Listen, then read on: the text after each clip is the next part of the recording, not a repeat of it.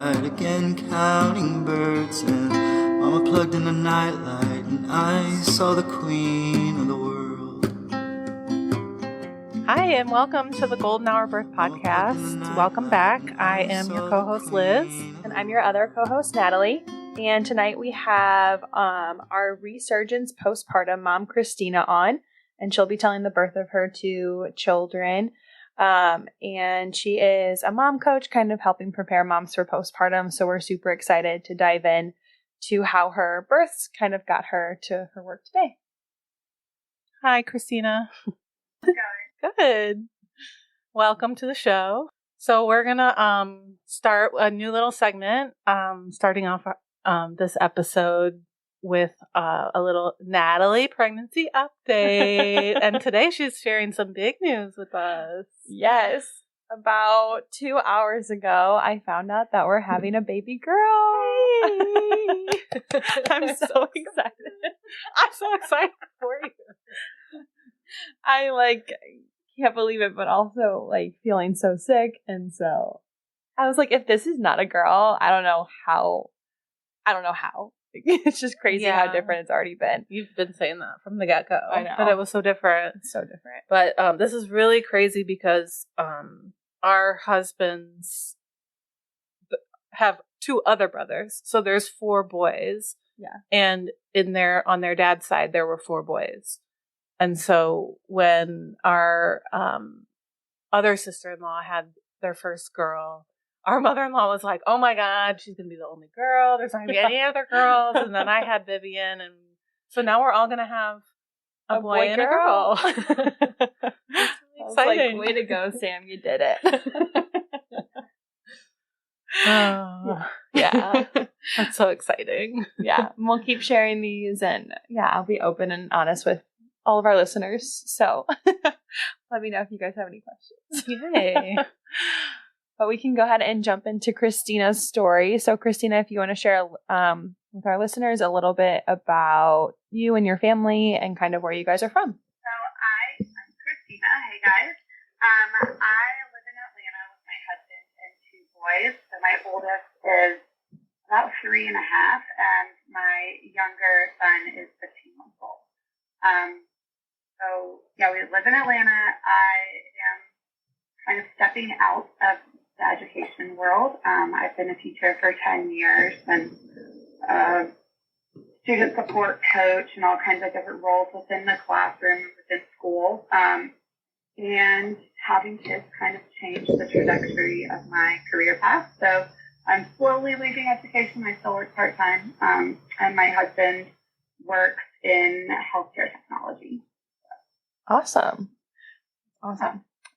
So if you want to go ahead and kind of share when you and your husband were kind of talking about babies and how that was like starting that process and getting pregnant. Yeah. We've been married 9 years, which is wild. So when we got married, we're on a 2-year plan, and then that was hilarious. We got married very young. We were 24 when we got married, and we definitely did not have kids within 2 years. We started traveling a lot and loved all the trips we were doing, and kind of created a list of trips we really wanted to do before kids, knowing that life would change once kids came along. So we did all of those trips, and we went on a ski trip with a couple, and the plan was to start trying at the end of that summer. We were going to Thailand that summer, and then as soon as we got back from Thailand, we were we're going to start trying. But the ski trip was so fun. On the ski trip, I was we need to wait and do one more of these ski trips because it's going to be a while before we can do another one once we have kids. So we ended up waiting, I guess, 5 years, a little bit less than 5 years. I got pregnant right after our 5-year anniversary, or I found out right around then. So yeah, it was not super hard. I know a lot of people have, there's different trying to conceive experiences. Ours was not difficult, which I was very thankful for.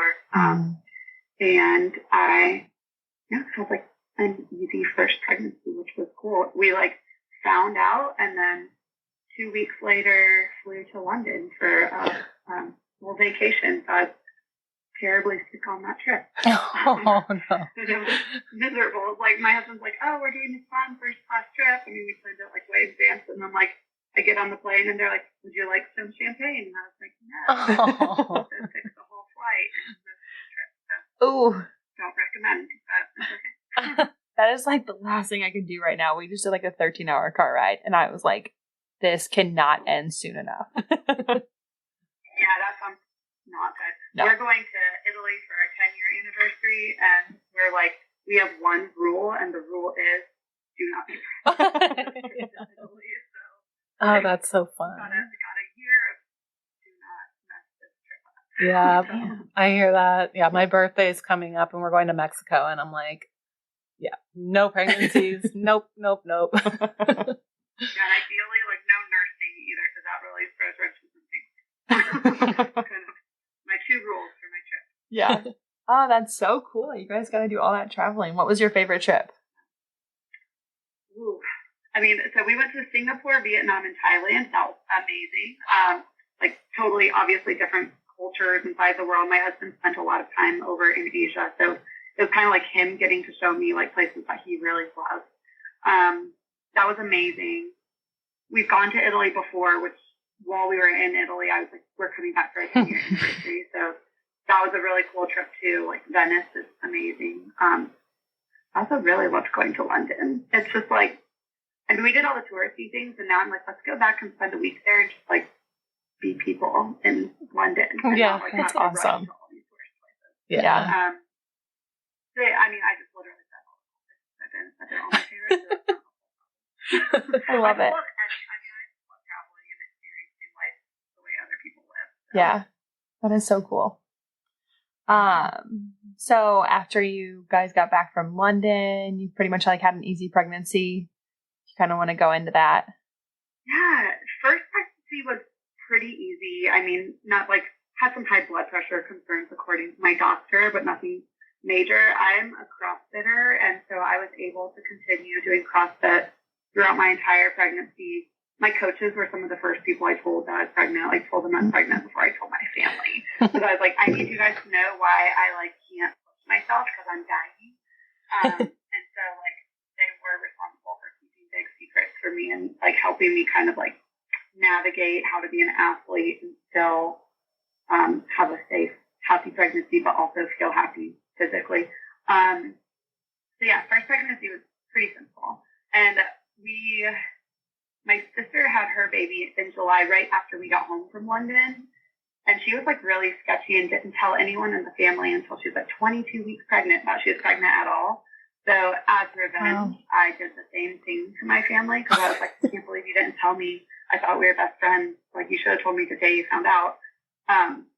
So we like kind of kept the secret from our family for quite a while, but we told several of our closer friends that we were expecting. So it was like a really exciting time, but it was nice to kind of like just keep that to ourselves for a while too. Yeah. Oh, man. I found out I was pregnant. Everybody knows. Yeah. Oh, I don't keep secrets. I can't do it.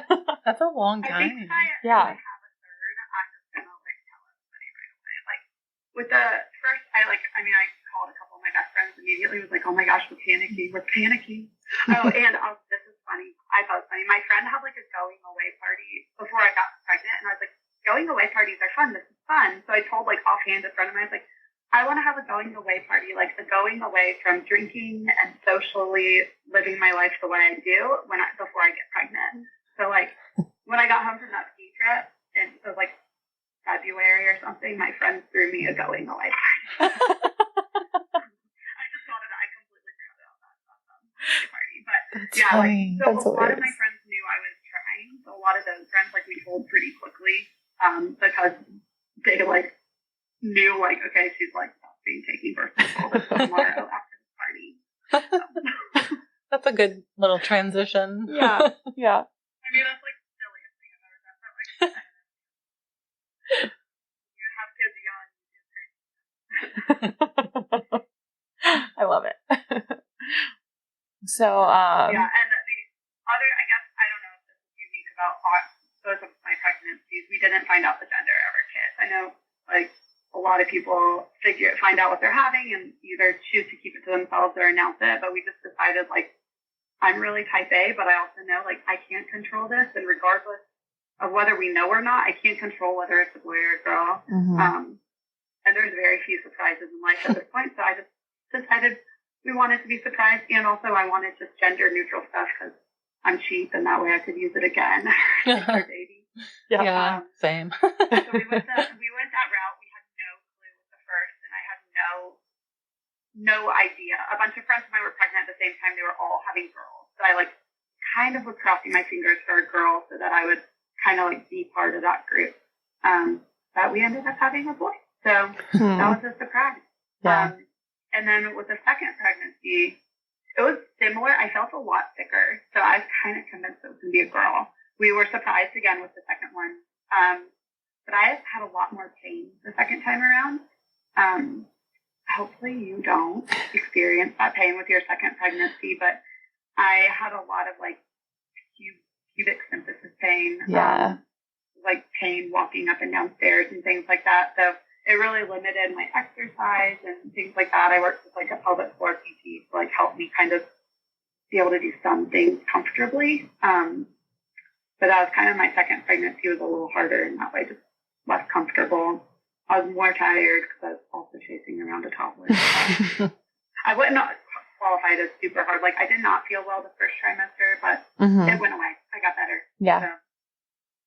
That pubic symphysis pain is no joke. Oh my God. I didn't have it at all with the first, and with the second, I was like, I think I'm crippled. Yeah. Like, I worked in a school that was 2 floors, and my office was on the second floor. Oh. And I'm like a fit person. Like, I like taking the stairs. I took the elevator. Oh. I was like, this is how you know it's bad. Like, I'm taking the elevator to go up one. And it was really, really bad. And, like, the elevator was often out of service, and I was like, I'm going to work downstairs. Oh my God. Yeah. Don't you know I'm pregnant? Hello. Fix it. Like, hello, fix it. Somebody carry me up. No, but yeah, it was very uncomfortable. But definitely, like, my pelvic floor PT helped me kind of at least, like, know how to manage it in a way that I could keep functioning. Mm-hmm. And if it started hurting, then I'd be like, okay, if I do X, Y, and Z, the pain will be less. So that was helpful. Mm-hmm. That makes sense. Yeah, I wish pelvic floor PT was like the norm when you're pregnant. You know, Honestly, I would love to like tattoo that on my forehead. Like, I didn't know what pelvic floor PT was before I had my first, or even after I had him for a while. And I mean, we'll talk about that when we talk about like postpartum, but it like sent me into a very dark place when I was having struggles with my pelvic floor. Yeah. I like truly, I mean, I tell my PT all the time, like, you saved my life. And I believe it. And I tell all my friends to go to PT. Like, Yeah. I haven't done that yet, but like I give everything to my chiropractor in that first pregnancy. Oh my God. I seriously couldn't love her enough. And I got her name from Liz. I thought she was wonderful. Chiropractors can make a huge difference too. I never saw one. I probably should have. We took my son to a chiropractor. He had a funny shaped head. Yeah. And so they tried to like, you know, work on like he had torticollis. So he had a lot of body work his first year of life. Yeah. He still ended up with a helmet, but I also regularly recommend my clients take their babies to chiropractors because they can help with so much from like reflux and constipation and stuff like that. It makes a huge difference for babies. So. And adults, I just don't take care of myself. So. I took my son in like his first month and he was like such a better breastfeeder too. Like his latch was so good and I was like, cool. Yeah, because if you like release all of those restrictions, then Yeah. they can more comfortably latch. So it makes a big difference for tons of things. Yeah. I wish pediatricians weren't so anti-chiropractor. My pediatrician was like, no, terrible idea. But. Yeah. Yeah. So interesting. Is there anything else you want to add from your pregnancies? Honestly, they were so easy. I think like it was one thing I will say that was really hard for me as someone who's like pretty body conscious. I think a lot of women are, but like it was really hard for me to have so many people comment on my body. Like I kind of went from being like Christina to a pregnant woman. And like I felt a lot of my identity became being pregnant.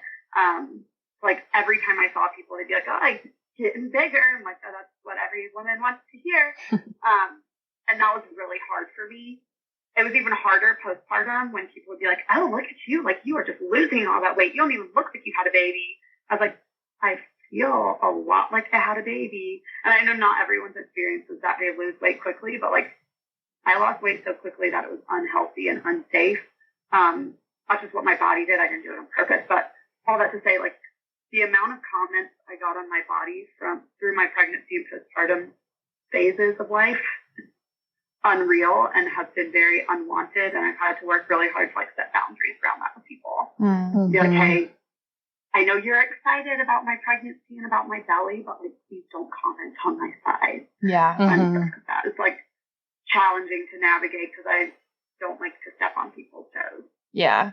Yeah. I feel like I got a lot of that. And I think even like looking back at pictures, like I even tell myself how big I was because that's all I heard.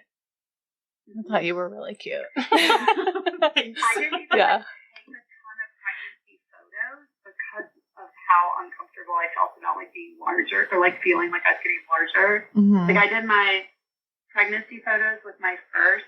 He was born in February. I did the pictures like the end of November or beginning of December. So like 7 months, 6.5, 7 months pregnant. And I look back at the pictures, I'm like, I look really pregnant in those. Like I kind of regret that, but I just felt so self-conscious. Everyone's like, you're getting huge. I was like, I better do this now. And yeah, I don't know. I think all the comments about my body really threw me off. Mm-hmm. Yeah. I think like, let's just not comment on people's bodies ever. Yeah. Like I still get it now and I'm, almost, a year and a half out of my second. I'm like,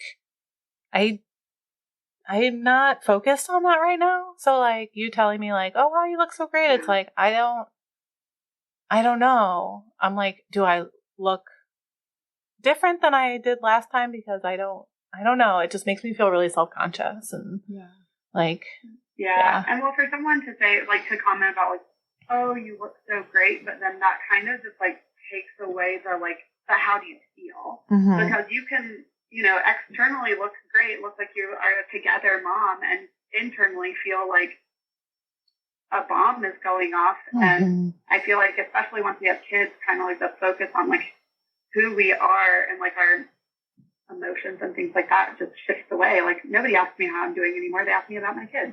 Yeah. And like even the people I ask to please ask about me forget and ask me about my kids.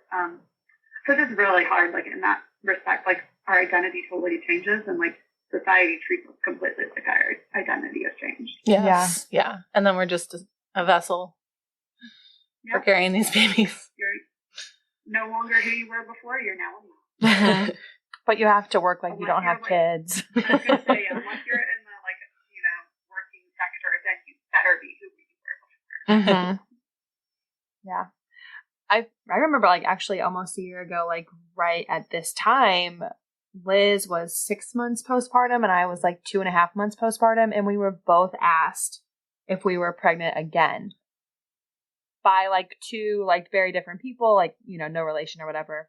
And I was like, no, just haven't started trying to lose the weight, just trying to keep a 2-month-old alive. Yeah. Thank you. Yeah. Let's not. Yeah, I don't even know how people think it's okay to talk about that. Mm-hmm. I literally will train my boys to not comment on people's bodies because it's so inappropriate. And I mean, I have had many conversations with my mom about hey, you can't say this is not okay. You can't talk about my body like this. Mm-hmm. Let's talk about something else. Yeah. Yeah. But I'm glad we opened this conversation. Societal thing. Yeah. Mm-hmm. Yeah. I'm glad we opened this conversation. We really haven't had this conversation on here yet. So I think it was an important one. Yeah. Super real. So let's get into the birth story of your oldest. Sure.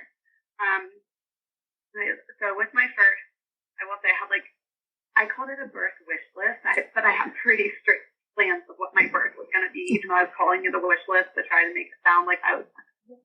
So I planned for an unmedicated birth. I planned to labor in a tub or a shower. I had a hospital birth, so it wasn't going to be like a water birth or anything like that, but planned to hopefully push like in a squatting position or all fours or something like that. Had done all my research and plans. I wanted it to be as like unmedicated and quote unquote natural as humanly possible. And of course wanted to go into labor naturally. So I was 39 weeks and 3 days. I woke up like at 3 a.m.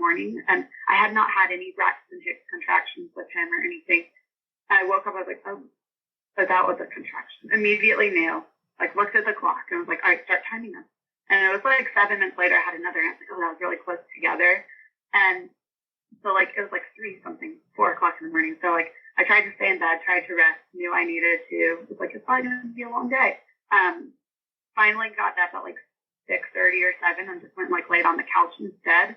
And I was like kind of convinced like my water was like leaking. Like it wasn't like a gush broke, but I was like, I think it's leaking. It wasn't. Your cervix does other things when you have a baby that causes things, liquids to come out. But I didn't know that. No one warned me. So I thought my water had broken and it was just like preparing.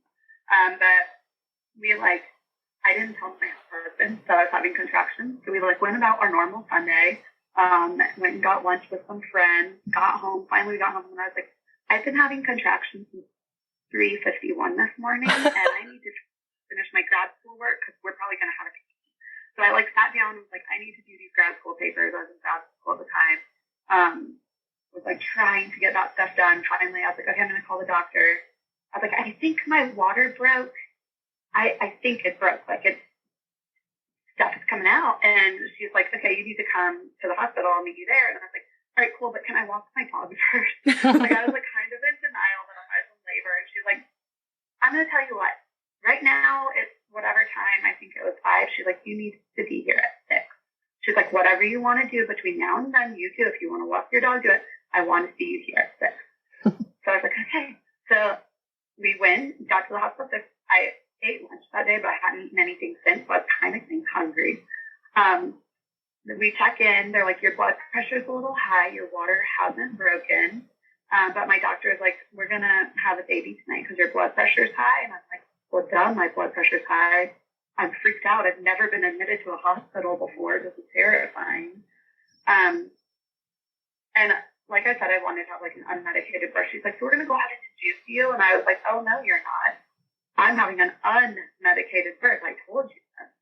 So I let her break my water. And so she broke my water and everything was going fine. Like my contractions started getting a lot stronger. I was starving. My husband went to go get dinner because he also was starving, but they were like, you can't eat. And so he comes back to the room and is eating this like steak bowl from like Chipotle or whatever. And I was starving. But I told the nurse that I had the best nurse. Her name's Kelly G. I'll never forget her name. She was the best. Oh. I was like, I'm starving. I was like, I have this like RX bar. Can I eat it? And she was like, yeah, you can eat it. It might not be the best idea, but you can eat it. She was like, I won't tell the doctor. So I ate that. Labor got a lot more intense. The RX bar came back to bite me as well again. But it was pretty quick. So like I got into the room at the hospital. It was like 7:30.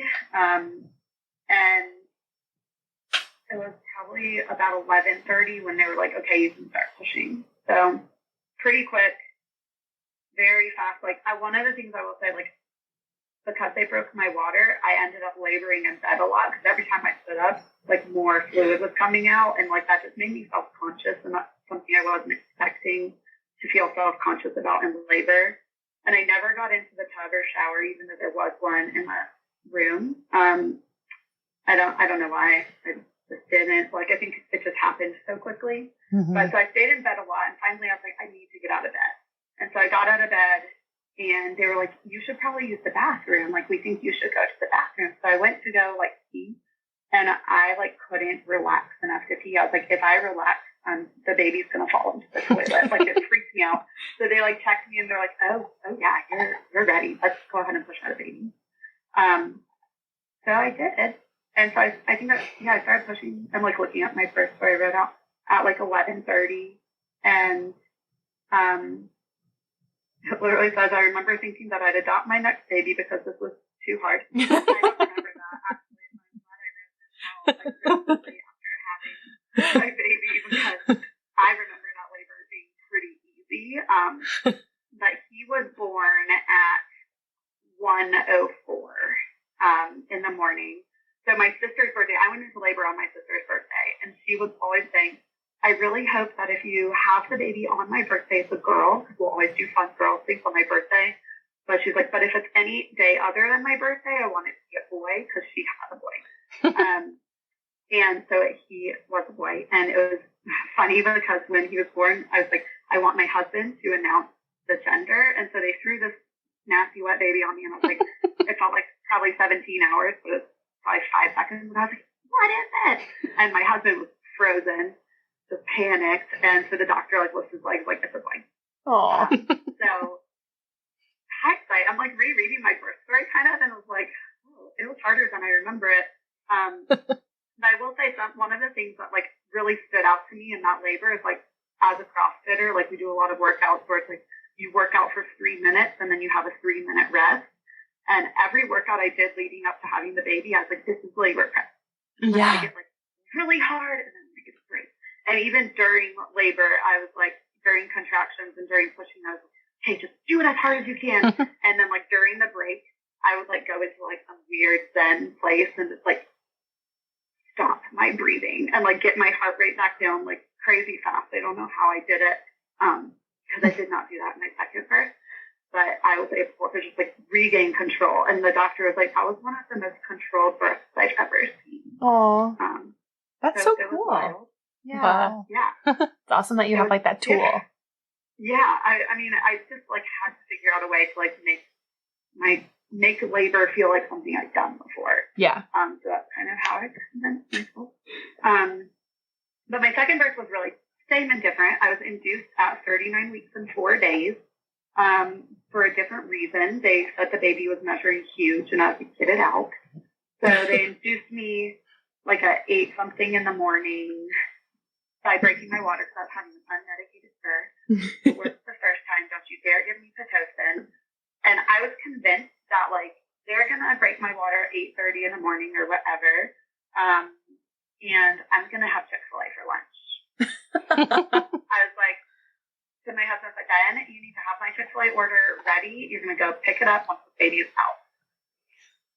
It got to like 11:30 in the morning. We're like very clearly not having the baby. So he like, got some food and whatever. And the nurse not going to eat some food, even though she's like, you're going to see it again. And I was like, I've been told. But I was really hungry. And so she let me eat some more, which was really nice. I got to deliver in the same room I delivered in with my first, which was kind of cool. Oh, that's and cool. The nurse that I had was not Kelly G. That's all I'm going to say about her. She was fine. She was not the same. And she actually, they were like, oh, do you want to leave early? There's not a lot of action on this hall today. So she left me. I was like, how dare you? Kelly G never would have left me. So I got a different nurse halfway through the day, not at shift change. But it was just really slowly. So my husband and I binge watched this stupid show called Kim's Convenience on Netflix because labor was not picking up. And it didn't pick up until about 4:30. So it's just this really slow labor until then. I kept asking my new nurse, who was also not Kelly G, but she was nice. Her name was Jenny, to check me. And she was like, no, you're not making progress. And then at 4:30, it was or maybe it was 4 o'clock. It was oh my gosh, this is really bad. And it was intense pain. I couldn't control. I couldn't calm myself down between contractions. It was, I was so scared. And I kept being I have to push. I can't keep doing this. I needed to feel like I had some control. So finally the nurse texted me at 4:30 and she's like, okay, I'll call the doctor. And at 5:05 or something, Russell was born. And as soon as he came out, the doctor laughed and said, oh, he's funny side up. Oh. so mad. I was like, that's why it hurt so bad. Yeah. But as soon as she's pretty sunny side up, so when she picked him up, he was facing me, so I immediately saw it was a boy. I was wanting another boy, so I was thrilled. Aww. And I did not forget all the pain he put me through. It wasn't like an immediate freak out kind of thing. I knew immediately. But I was really excited with the boy. Yeah, so that was kind of the big difference, was just like the lack of control I felt during labor. So terrified of the pain. Like, if I have another baby, I will probably get an epidural because I don't want to experience that again. Mm-hmm. Yeah. I literally had the same experience, sunny side up, and I was like, I can't control myself anymore. I have to get the epidural right now. And I don't know, because again, I labored on my back. Again, I went in not planning to labor on my back, planning to labor in different positions. And because, like, I had, like, several hours of, like, nothing happening, I did walk around the room a lot, did a lot of, like, bouncing on a ball and stuff. But once labor got intense, I was terrified. Mm-hmm. So I did, like, labor on my side with, like, a peanut ball for a while, because they were like, oh, like, one side of your cervix isn't dilating as much. We want you to stay on your side. So, like, once they rolled me onto my back, I was paralyzed. Like, I might as well have had an epidural, but I could feel it paralyzed. Yeah. And I'm like, maybe if I had been able to switch positions, like, the pain on my back wouldn't have been as bad, or maybe he would have managed to twist around or something. But it was, I don't know. I literally don't know if we'll have another kid. I love that kid up there, but I don't know. Yeah. He put me through it. Oh my God. And he still is. Gosh. I feel like with my second, it was very much more intense too. Not because of the position or anything, just because, like, my body was like, you've done this, like, get it out, Yeah. All systems go. And I remember right after being like, I'm never doing that again. That was way worse than the first. Like, well, the funny thing, so my sister, she and I, our kids are spaced about the same apart. So, like, her kids are 2 years apart. My kids are a little more than 2 years apart, but 6 months later. So her second kid that she had in July, and mine was born in April. So I guess that's like 10 months, 9 months. I'm bad at math. But she was like, oh, yeah, she came out like a slip and slide. I only had to push 3 times. Like, your second labor is going to be so much easier. So I also had gone in not really thinking about, like, it could be very different than my first. I went in really thinking it's going to be so much easier. It's going to pop right out. I'm going to push 3 times. I'm going to squeeze this thing out, whatever. And it just wasn't like that. So, like, I think a lot of moms go into a lot of experiences, like, listening to a family member or a close friend who's had an experience, and they're like, mine will be just like yours. Yeah. And it wasn't, and that was really shocking to me. That's true of, like, my postpartum experience too. Like, I listened to a really close friend, and we're still close friends, and I love her dearly, but I strongly regret taking some of her advice. But yeah, I mean, I regret listening to my sister tell me, oh yeah, baby will come out, no problem. Just slip and slide. Yeah, literally. She was like, I like push 3 times and then leave. Oh my gosh. That was not my experience at all. It seemed like you progressed really quickly once the water was broken, though. What's that? It seems like you progressed really quickly after the water was broken. Like, how long were you in, like, active labor? With the second one, it was like nothing was happening for the longest time. So, like, I don't think that I really started feeling like contractions were getting bad until like 3:30 or 3:45 in the afternoon. And they, like, induced me at 8. They broke my water around 8. Okay. Or 9:30. I'm trying to scroll back and see if I can see it. But yeah, so they broke my water around like 9:30. Oh, 9:18, apparently. So it was a while doing nothing. Yeah. And then once it got to active labor was like an hour. One of the worst hours of my life. So it was quick, but I think, if they had given me Pitocin, probably it would have been a much faster labor, but it probably would have also been as painful. Because I've heard Pitocin contractions are really painful. I've never experienced them. But I haven't either. Same. Yeah. So, yeah, it Crazy was births. a lot. Yeah. Those sunny side up babies are no joke. I know. One of my friends was like, oh, yeah, he's your wild card baby. And every day of his life since then has been a wild card. So he is definitely his own little person compared to his brother. I'm like, dude, sometimes when he's doing something, I'm like, this is because you came out sunny side up. Oh, this is how your life started, and this is how you're going to go. And I like look at him, I'm like, I don't know if I can have another, because I don't know if he can be a middle child. He's amazing. I love him so much. He's a handful. He's very different. Yeah. Those second children. Child. Yeah. Do you think you're like so like I don't know? I mean, I felt like like this first baby like wasn't so bad. Like I had a challenging time postpartum, but not necessarily because of the baby. Just because of my own self. But then the second one, I mean, he was fairly similar in the young baby stage of things, but he has got a personality. So, Man, they're fun but wild. Yeah. Yeah. Speaking of your postpartum, I know that's a big part of what you do now. So why don't we get into all of that jazz? Yeah. So postpartum was my first. It was interesting. So I came home from the hospital, like however many days they tell you to stay. They actually let me stay because my baby was born at 1 a.m. So like that was a night, but didn't count as a night. So like I got like a bonus night in the hospital. Highly recommend. Let's stay as long as you can. My biggest regret with my second was that I was like, please let me go home. That was a horrible mistake. But with the second we came home, or with the first we came home from the hospital, and we had family come to town like the next day. Thinking that was going to be, and it was really helpful. Like, I mean, I was thankful to have family there, but it was a very delicate and sensitive time where all of these changes were happening to my body. And I'm kind of a private person, especially around my in-laws and stuff like that. So like my in-laws came to my husband's parents, his brother, and his little sister.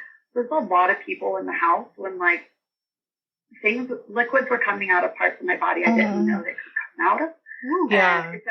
That's a lot. It's like dealing with all the hormone crashes, and it was really hard on me, but just like emotionally. And so that was kind of like set me up for having a challenging postpartum period, I feel like, because like I didn't come home to like a very restful, like calm feeling situation. And we actually invited them. I thought that it would be like a really good idea for his parents to come, because my parents I knew would not be helpful.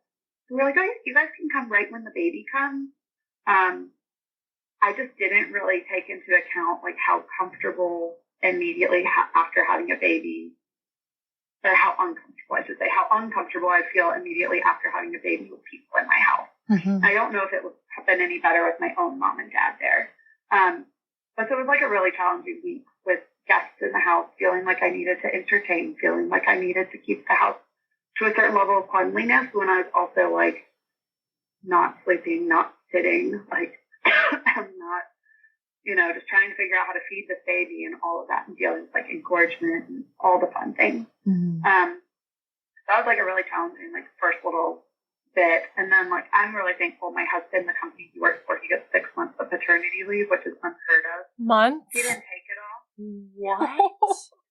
You want to pass some of that over here? Oh my God. I got 12 weeks, which I was very thankful for, but he got.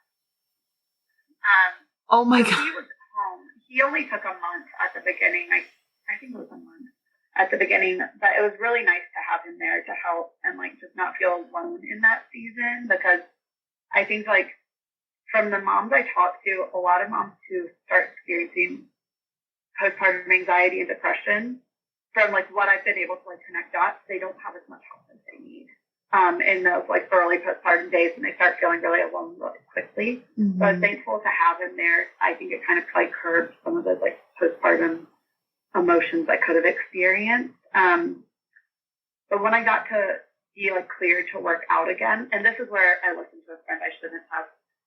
Before I was cleared to work out, I started running. Because she was like, oh, I did. I started running before I was cleared to work out. It's fine. So I did too. I didn't take it easy at all with my first. I was walking around the neighborhood like 3 days postpartum. Wow. I really regret that. Some moms, I guess, can do that, but like I have like a lot of pelvic issues now, and I think like if I'd given myself the break I needed, maybe I still would have those issues, but at least I wouldn't be able to think I did it to myself. Because now I'm like, oh, was it that I started running too soon? Is that why I have these issues? Is it because I didn't rest? Like my postpartum bleeding lasted way longer than I feel like it probably should have because I didn't rest. I didn't give my body the time it needed to heal. Yeah. So when I was able to work out, I didn't go back to CrossFit it was 12 weeks before I went back, but probably like 10 weeks in. I mean, I ran a 5K 7 weeks postpartum. What? Just like how stupid I am. Oh my God. But like, I quickly realized like there was something not right about my pelvic floor, but like I talked to my doctor about it on my 6-week check, and she's like, that's just how it is now. That's just how it's going to be. Didn't refer me to PT. She's like, just accept it. And I was like, okay, well, I can't live like this. I can't go on like this. I didn't know what to like say was wrong because I didn't have like the language for it. No one was telling me what was wrong with me. So how would I know? Yeah. But eventually, like, I just spent way too much time on the internet, like you do as a mom, and like figured out that I had a prolapse. So once I figured it out and figured out, okay, I can go to pelvic floor PT and like advocate for myself and get the help I need, I was able to like address my symptoms and like mostly manage them now. But like, I mean, I think like if I hadn't been able to figure it out when I did, like that's what would have prompted me to have like true postpartum depression that like would have needed to be treated. Because I was devastated. I was like, I'm not going to be able to run anymore. I'm not going to be able to do CrossFit. I don't even know if I can pick up my baby safely. Like devastated. Like I said, PT saved me. I tell my PT that all the time. So those are like the big, I didn't have family in town. That's another thing about postpartum. Thankfully, breastfeeding came really naturally to me and my baby. So like we had that going for us. I had like a huge oversupply, which is a blessing and a curse. I recognize for like any mom who doesn't have an oversupply, that sounds like a huge blessing. But like I got mastitis several times, had clogged ducts all the time. But with an oversupply, I was thankful I could donate like the milk that I had that was extra. So I like found a mom who couldn't produce it all, and she was also a gourmet chef, so she cooked for me, and I had her baby, and it was a really nice relationship that we formed. That's so awesome. Perfect trade. Yeah. So it was really cool getting to like provide for another baby because I was like, I don't need this. And I was too lazy. Like I could have probably donated to like the NICU at the hospital, but you have to like do all these blood tests and do all this stuff to get approved. And I was like, this feels stupid. And I found like a Facebook group for milk donation and just like waited until I found someone that seemed like a person that I jived with and could donate my milk to. So that was my first postpartum experience. It was just really lonely, and I didn't have a lot of help, and like felt like I had to make decisions that I didn't know how to make. Which kind of led me to feel like there's got to be something out there that can help me have a better experience. And my second experience was better. Like I didn't let it was COVID, so I had a really good excuse to not let anyone come see my baby or come to my house.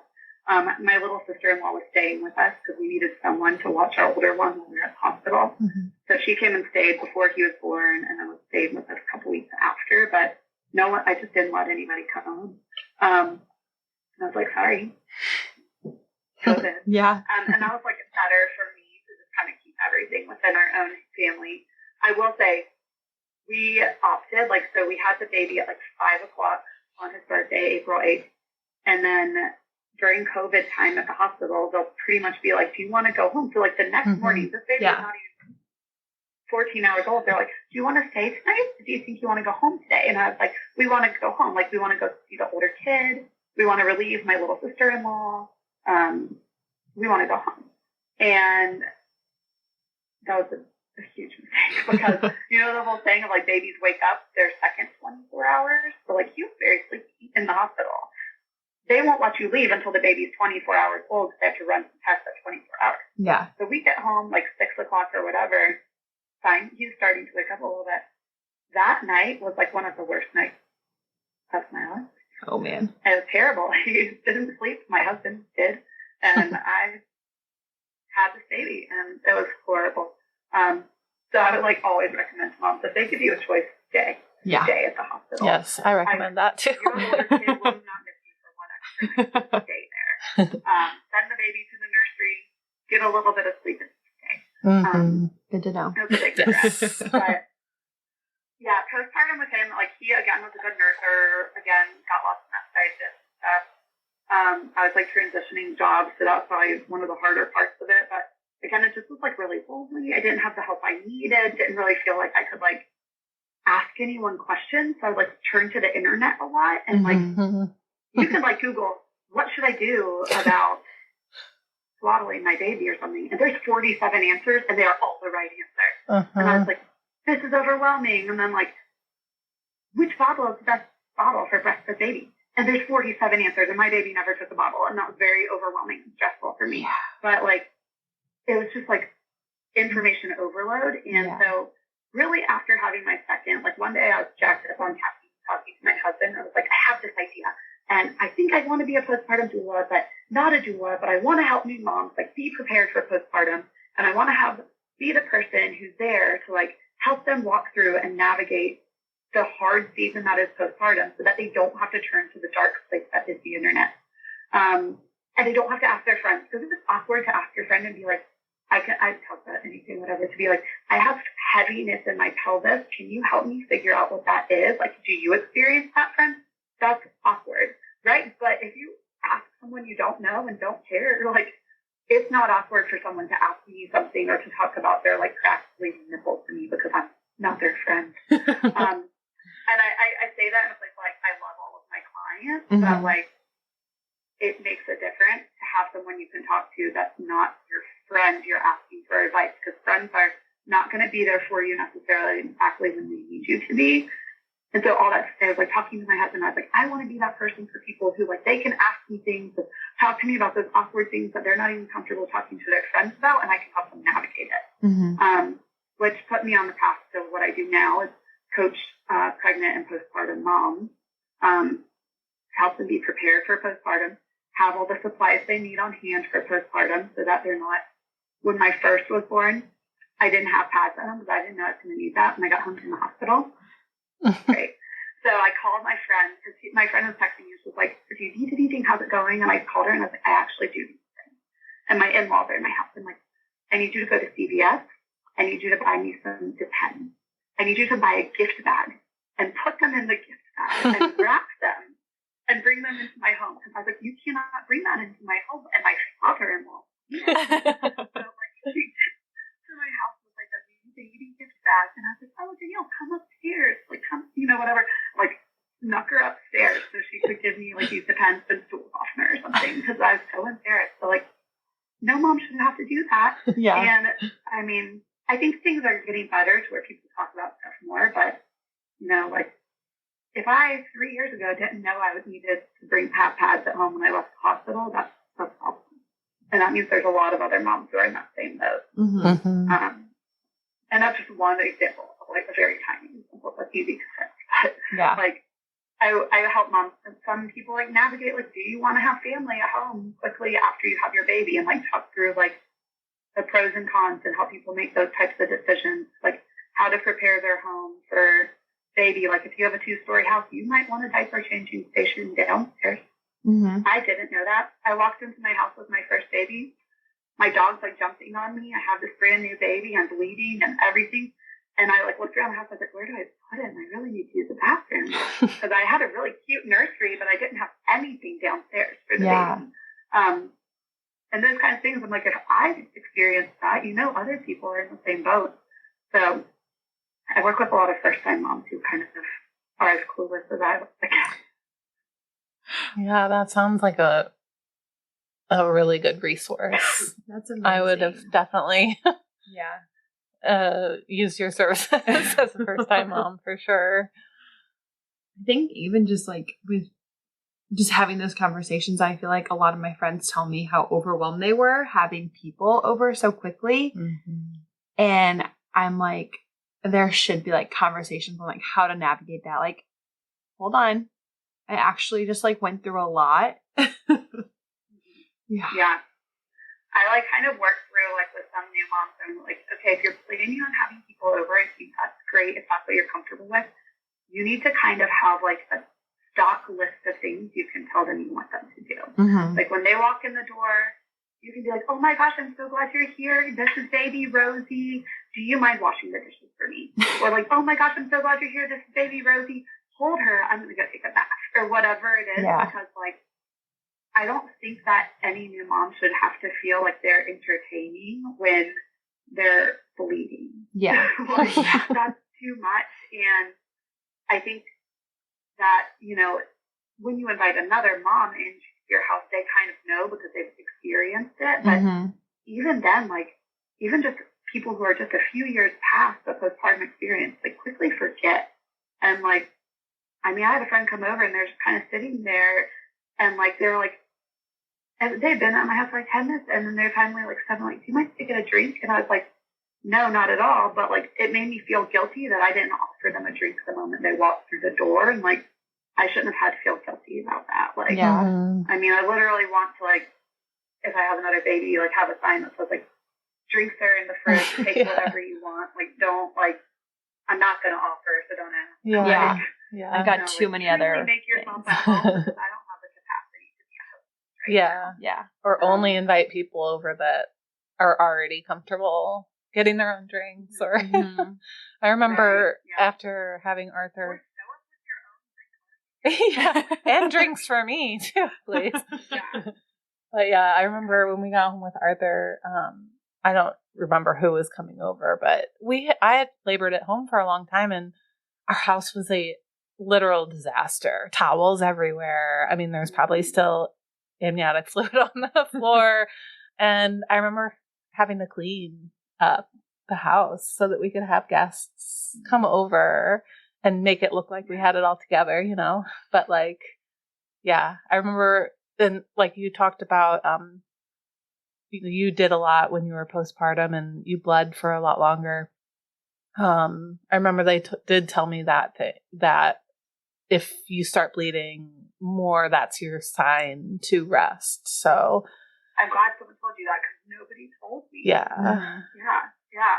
And with my second, I almost think I like went in the other direction of like, I told my husband, like, I was like, for the first 3 days, like, I'm staying in our bedroom. Like, I'll come downstairs to eat dinner with everybody, but like, I'm staying in my bedroom upstairs in my bed. Do not let me go for walks. Like, I need to rest. And I was like, okay, for the next few days, like, I can walk to the stop sign and back. Don't let me go further. And I like really like got him to keep me like forcing myself to rest because you feel better pretty quickly. I mean, I haven't had the C-section, so I can't say how that is, but like, I mean, I felt like I could do more than I should have been doing. So I like needed somebody to like pump the brakes for me. So I like prepared him to be that person because I was like, I don't think that I'll be able to pump the brakes for myself. Yeah. Isn't there a term for that? Like the lion period or something?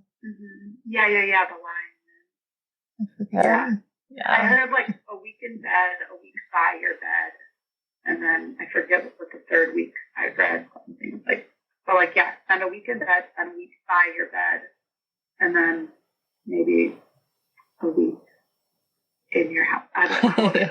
But, I mean, kind of that whole idea of like, yeah, really taking it easy and not doing too much. Yeah. I've never heard of that, but now I'm like, oh, that's all I want.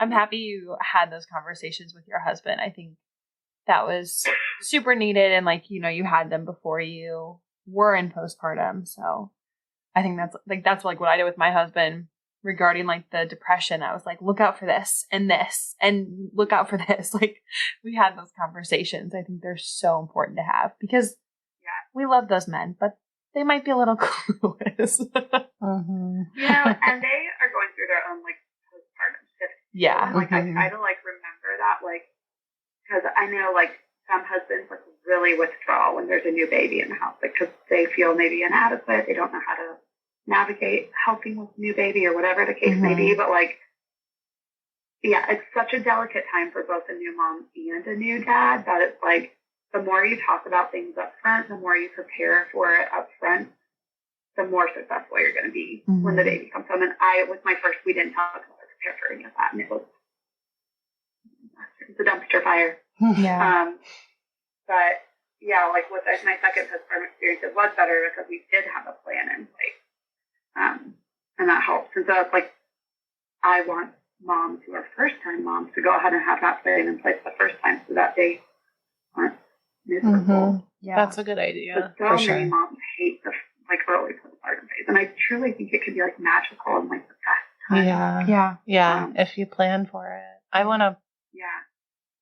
Yeah. A postpartum plan is just so important, and everyone should have one. Yeah. We have a birth plan, but why not a postpartum plan? That's so true. Yeah. Honestly, I mean, the birth is one day, right? Maybe 36 hours, or they're going to make you have the baby no matter what. So, like, postpartum's a much longer season.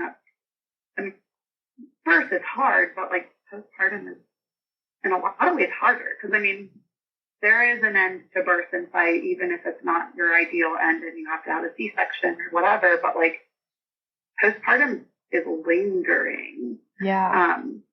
That's just something I didn't really think about before having a baby. Yeah. Same. And a lot of the moms I work with who have already had their baby are like, why didn't I think to plan for this and like have these conversations ahead of time? Because once you're in it and everyone's just in survival mode, it's hard to talk through like, okay, let's right the ship. Hard. Yes. Yeah. It's really hard when you're in it. Yeah. Yeah. So like for just our listeners and like clients and stuff, so like when a client reaches out to you and wants to kind of set up that plan, what do your first conversations look like and how does everything go from there? So, sorry, my monitor just beeped. I was turning it off. Really, it depends on what stage the mom is in and what she's struggling with. So everything I do is super customizable and tailored to like every individual mom I work with. But for new moms, I've found that they don't know what questions to ask a lot of times. So I have kind of written out like, here are the things that I want to cover. I share with the moms, and some of them are like, yeah, this sounds great. Some of them are like, I already know about this. I want to focus in more on this other area. But a lot of like first time moms, if I start working with them when they're pregnant, a lot of what we work on is preparing for that postpartum period. I'm not like a physical therapist. I can talk to you about birthing positions and your options, but I can't really talk to you about like the physiology, I don't even know if that's the right word, behind why those different birth positions are better than others or whatever. So I don't pretend to do that. I just tell moms, hey, here's 7 physical therapists in Atlanta that I recommend. Like they're all awesome. Go see one. And I'll talk to them. You know, I can help them some, but I'm not going to pretend to know more than I know. But to think through, like, preparing your space for postpartum, like, I definitely talk to new moms about that. Like, sure, your nursery's cute. Sure, it's on Instagram, whatever. It's awesome. So, like, also make your space work for you, and how are we going to do that? So we spend a lot of time talking about preparing the space, and sometimes talking about preparing the body. Again, I kind of refer out for that because I'm not an expert. I'm learning a lot, but I don't think that there's I cannot replace what a physical therapist can help a mom do, because they can talk about how to prevent tearing and things like that. They know more about it than I do. And then preparing like the mind for postpartum, like talking through like what postpartum depression is, the warning signs, kind of sharing that information with a partner ahead of time so that you have other people looking for it, because it's really hard to recognize those things in yourself a lot. Yeah. And also, like, with preparing the mind, like, I link it in there, but, like, creating the routines that are going to help you survive. So, like, we talk about, like, okay, how are you going to hand off so that each of you get enough sleep to survive this? Because once you're in the sleep deprivation place, it's so hard to come out of it. There's so many irrational things happening. It can kick you into postpartum depression. If both partners are sleep deprived, like, it's even worse. So we talk about that, and then like sometimes like preparing the partner. So I think I said, well, I prepare the mind, body, space, and partner for postpartum. So when we're preparing the partner, we talk about like talking through that, like, who do you want to come into your space when your new baby is home? Mm-hmm. Do you want anyone there? And when moms say, oh, yeah, I'm having my in-laws come the day after my baby comes home, I'm like, okay, do you feel comfortable showing your father-in-law your naked too? Because if you don't, like, you might want to reconsider that. Mm-hmm. Or, like, you know, like, those types of things. So just, like, really getting moms to think about, like, how fragile they're going to feel in that postpartum phase and, like, who they want to let into that space. And I try not to scare them, but I also want them to know, like, what it's really going to be like. Mm-hmm. So we, like, spend a lot of time kind of just thinking through what the postpartum phase will be. And then I stay along with them into postpartum so that once we're, like, breastfeeding and having troubles or not, we can talk through those types of things and navigate them together. I have a big list of lactation consultants I refer moms to as well. You know, make sure they have who they need in their team, because I know I didn't. Yeah. Like, I'd love for every mom to know, like, maybe I won't need pelvic floor physical therapy, but if I do, I already have a number to call. Mm-hmm. Yeah. And I already know that I can tell my doctor, I'm going to do this and you're going to refer me. Yeah. Because I didn't even know what it was and no one referred me. So. Yeah. Have you had clients that have had a doula? So I've had clients that have had a birth doula. Mm-hmm. I've had clients ask me the difference between, like, a postpartum doula and what I do. And I haven't had any clients yet who have had both. But, I mean, to me, like, what I've shared with them kind of, like, I think I shared with you guys is, like, the difference between a postpartum doula is they're doing a lot for you, right? Like, they're cooking some meals. They might be doing some housework or even grocery shopping or helping you care for your older child.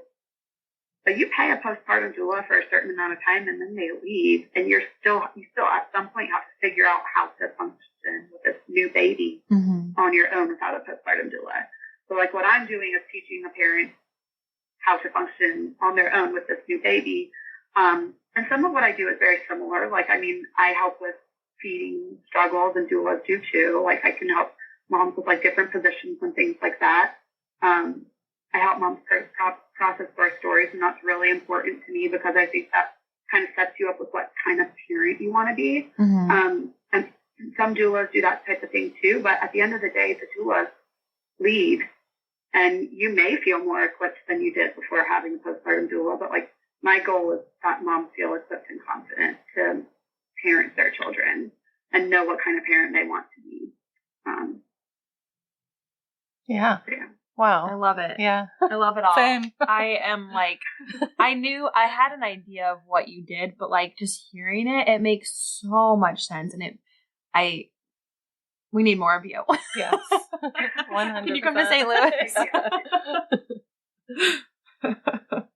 make more of me to go around. And I will say, like, for listeners, like, a lot of what I do is virtual. I mean, of course, I love offering hands-on support to moms, and I love holding cute, precious new babies. But a lot of what we do, because it is talking through those routines or talking through how to get your partner on board with being the support person you need, I don't need to be there in person. And for things where it's like we're struggling with, like, you know, breastfeeding positions, something like that, like, that can be done virtually. I do refer out to lactation people most of the time, but, like, I mean, I can help you with, like, posture and breastfeeding positions if you have bloody nipples and sending to somebody who's more of an expert. But all that to say, I do a lot of virtual. Most of what I do is virtual with my clients who don't even always meet on Zoom. Sometimes it's just on the phone. So for listeners that aren't in Atlanta, I can still definitely help. That's awesome. Wow, that's awesome.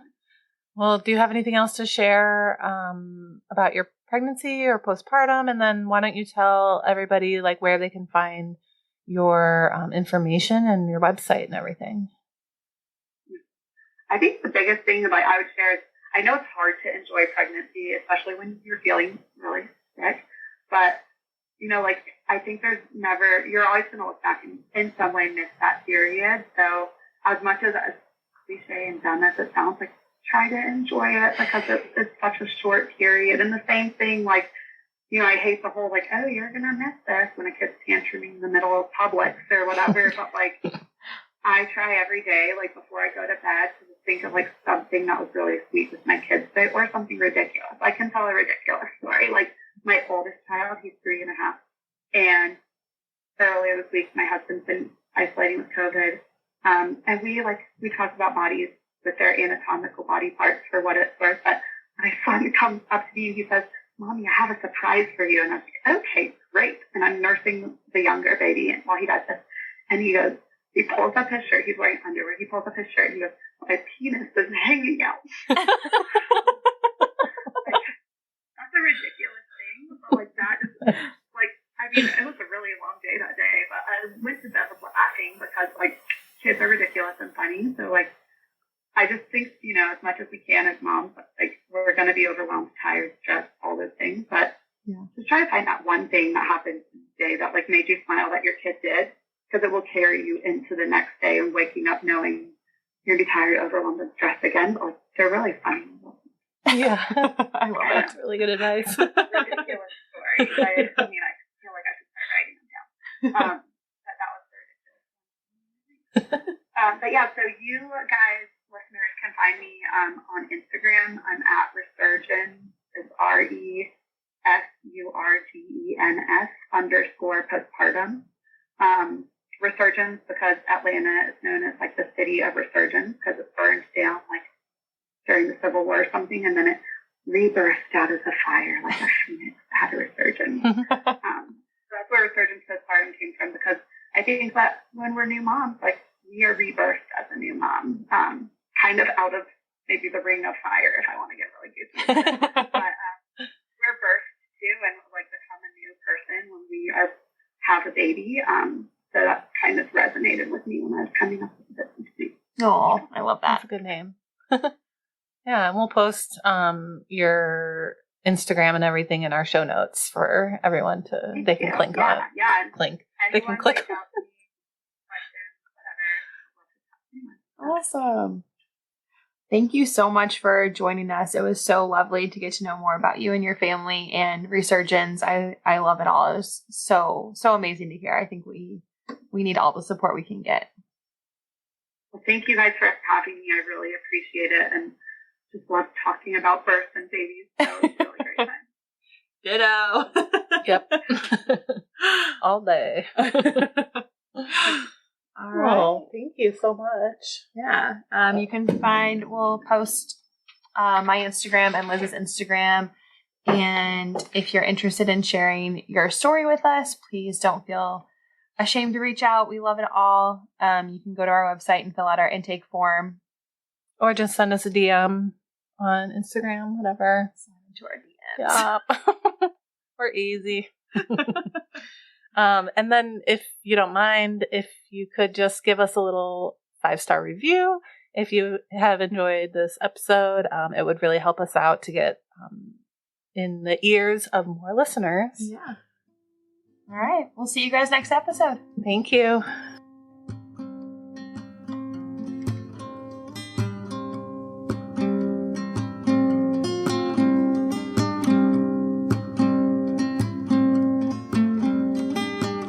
There's a story with bears in the pantry, stealing all of my sweet, sweet honey. How can I sleep with these bears all around me? How can I sleep when their hands are so sticky? Pick me up, never let me down. Oh, the ground is lava, I'm not a lava man.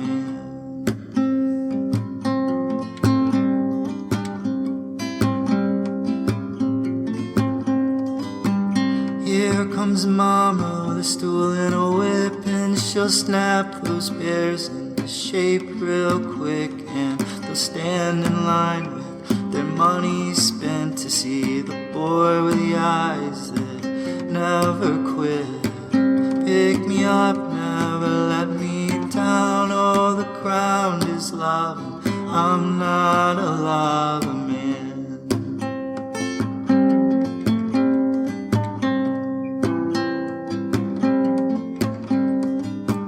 There was a rumble in the jungle once. I heard Dad was outside again counting birds, and Mama plugged in a nightlight, and I saw the queen of the world. Mama plugged in the nightlight and I saw the queen of the world. Pick me up, never let me down. Oh, the crown is lava. I'm not a lava man. Pick me up, never let me down. Oh, the crown is lava. I'm not a lava man. I'm not a lava man. No, I'm not a lava